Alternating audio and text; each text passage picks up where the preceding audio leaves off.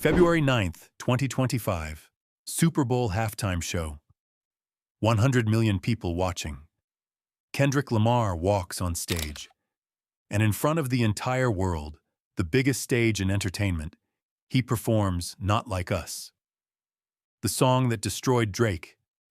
He even brought out Serena Williams, a woman Drake once wrote a love song about, to dance on stage while he performed the diss track.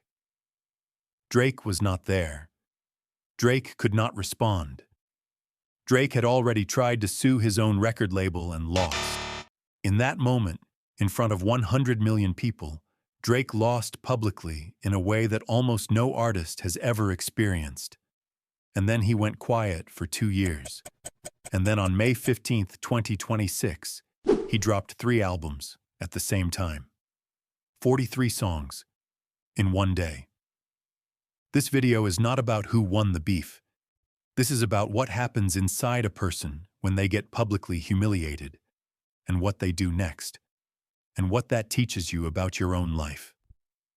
His name is Aubrey Drake Graham, born October 24th, 1986 in Toronto, Canada.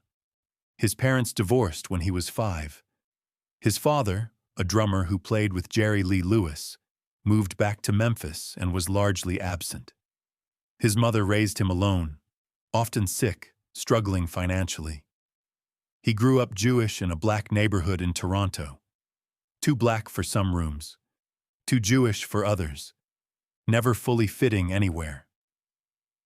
At 15, he got a role on Degrassi, The Next Generation, playing Jimmy Brooks, a basketball star who gets shot and ends up in a wheelchair. He dropped out of school to film the show. Didn't graduate until he was 25.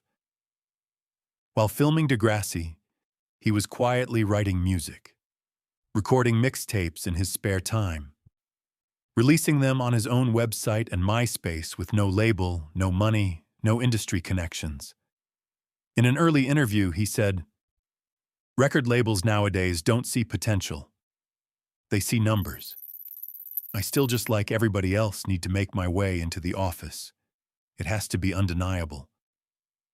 That one sentence tells you everything about who Drake is, and everything about what he did after losing. Section 1. He started from somewhere nobody respected. Here is the thing about Drake's origin story that nobody gives enough weight to. He was a child actor on a Canadian teen drama, trying to become a rapper. Think about how that sounds in a hip-hop world, built on authenticity, street credibility, and real struggle. He played a character nicknamed Wheelchair Jimmy. He wore school uniforms on set. His come-up story was not hustling on corners. It was memorizing lines between takes. He started releasing mixtapes online, gaining a devoted following with his unique blend of introspective lyrics and catchy melodies. He did it entirely independently. No label, no budget, just music uploaded to the internet, while everyone around him questioned whether a Degrassi actor could ever be taken seriously as a rapper. And the industry agreed. Labels kept passing. Despite the buzz, despite the fan base, despite the mixtape success, nobody wanted to be the label that signed Wheelchair Jimmy. He kept going anyway. When So Far Gone finally exploded in 2009, it didn't just start a bidding war. It validated something Drake had been building quietly for years, while people laughed at where he came from. The lesson here is one of the most important in this entire video. Your starting point is not your ceiling. The thing people use to dismiss you, your background, your resume, your image, your origin, has no actual relationship to what you're capable of building. Drake turned, "He's just a Degrassi actor," into one of the most successful music careers in history, not by hiding where he came from, by making it part of who he was. Section 2. The moment everything changed, and not in a good way. For over a decade, Drake was untouchable, most streamed artist in Spotify history, more Billboard Hot 100 hits than anyone alive. a sound that defined an entire era of music. Artists were inspired by him, sampled him, begged to collaborate with him. And then, in March 2024, Kendrick Lamar dropped a verse on Future and Metro Boomin's Like That, and everything changed. What followed was one of the most intense rap feuds in a generation, back and forth. Diss tracks, counter-diss tracks, allegations, counter-allegations. J. Cole, who was originally involved, publicly apologized and stepped back, saying Kendrick had already won. Then came Not Like Us. It was not just a battle record. It was a party anthem, engineered to be played at block parties and cookouts, to be chanted at concerts, to become inescapable. It called Drake a predator, listed his celebrity friends as complicit, and named his Toronto neighborhood. Kendrick performed it 5 times at a free concert in Compton. Drake's response landed with a fraction of the impact. Kendrick performed Not Like Us at the 2025 Super Bowl halftime show to an audience of over 100 million people. He won 5 Grammy Awards for the track, including Record of the Year. Drake filed a defamation lawsuit against Universal Music Group, his own label, alleging they had artificially boosted Not Like Us streams. The lawsuit was dismissed. In hip-hop circles, the verdict was unanimous.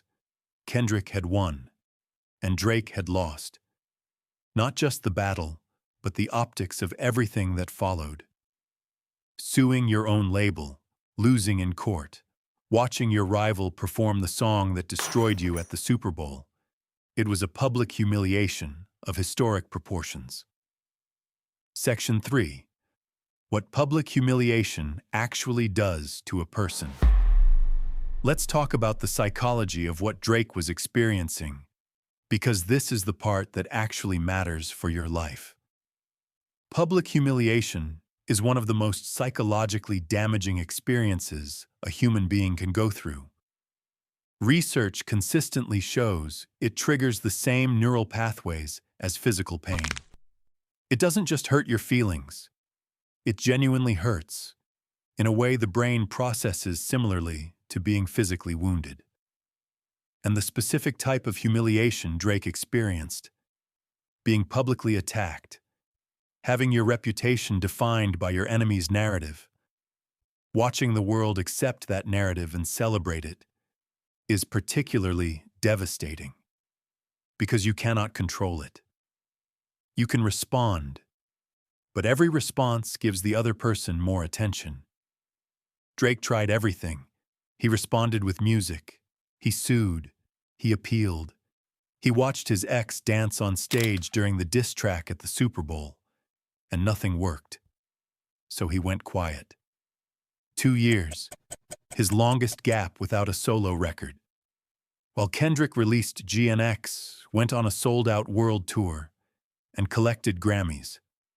While the internet debated whether Drake was finished, whether he'd ever come back, whether the Kendrick beef had permanently changed how people saw him. Most people in that situation either disappear completely or they come back too soon, too defensive, too desperate to prove something. Drake did neither. Section 4. 3 albums, 1 day, no explanation. After a 2-year gap, his longest without a solo record, Drake dropped 3 albums simultaneously on May 15, 2026, Iceman, Habibti, and Maid of Honor. The combined release totaled 43 songs. Not 1 album, 3 at the same time. Think about what that move communicates psychologically. It doesn't say, "I'm sorry." It doesn't say, "Let me explain myself." It doesn't say, "Please take me back." It says, "I have been working. While you were watching me lose, I was building." And now, here's 43 songs. There is a specific type of person who responds to public defeat by going quiet and working harder. Not performing recovery, not announcing a comeback, not posting about the grind, just actually grinding in private, until the work is ready. That is one of the hardest things a human being can do, especially after a public loss, because every instinct tells you to respond immediately, to defend yourself, to explain, to fight back in real time. Drake waited 2 years and came back with 43 songs. Whether those albums succeed or not is almost irrelevant to the psychological lesson. The lesson is the refusal to let someone else's victory become your ending. The refusal to lose quietly. The refusal to let the narrative other people wrote about you be the last word. Section 5. What this teaches you. You are not going to get dissed at the Super Bowl, probably, but you have been publicly humiliated in some version of this. Maybe not in front of 100 million people, but in front of the people whose opinions matter to you. Your school, your workplace, your friend group, your family, your online community. Someone won against you. Someone defined the narrative. Someone made you look bad in a way you couldn't immediately fix, and you had to decide what to do with that. Most people do one of 3 things. They disappear. They decide the humiliation is proof they were never good enough, and they stop trying entirely. They overreact. They come back immediately, defensively, trying to prove something before they're actually ready, and usually make it worse. Or they do the hardest thing. They go quiet, do the work, and come back with something undeniable. Drake's entire career, from Degrassi actor to rap superstar, and now from public loser to 43-song comeback, is a masterclass in option 3. And the psychology behind why most people can't do option 3 is actually simple. It requires you to tolerate sitting with the loss, to be okay with people thinking you're finished, to resist the urge to manage your reputation in real time and instead invest that energy into actually building something.